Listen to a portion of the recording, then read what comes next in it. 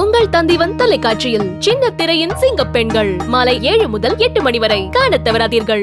அமெரிக்காவில் சீக்கியர்கள் குறித்து மக்களவை எதிர்க்கட்சித் தலைவர் ராகுல் காந்தி பேசியதற்கு பாஜக கடும் எதிர்ப்பை தெரிவித்துள்ளது.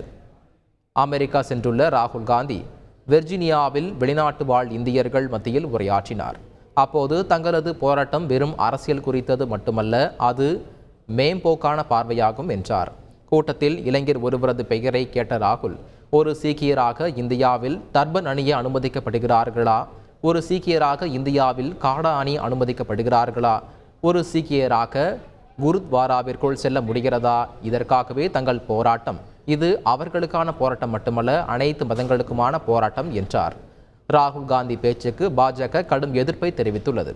இந்திரா காந்தி படுகொலையை தொடர்ந்து நடைபெற்ற கலவரத்தில் 3000க்கும் சீக்கியர்கள் கொலை செய்யப்பட்டார்கள். சீக்கியர்கள் மொட்டையடிக்கப்பட்டார்கள். சீக்கியர்கள் தாடி சவரம் செய்யப்பட்டது. இதையெல்லாம் ராகுல் காந்தி மறந்து விட்டாரா என பாஜக செய்தி தொடர்பாளர் ஆ.பி. சிங் கேள்வி எழுப்பியுள்ளார். ராகுல் காந்தி ஆபத்தான கட்டுக்கதைகளை பேசுகிறார் என மத்திய அமைச்சர் ஹர்தீப் சிங் பூரி விமர்சித்துள்ளார். உங்கள் தந்திவன் தொலைக்காட்சியில் சின்ன திரையின் சிங்க பெண்கள் மாலை 7 முதல் 8 மணி வரை காணத் தவறாதீர்கள்.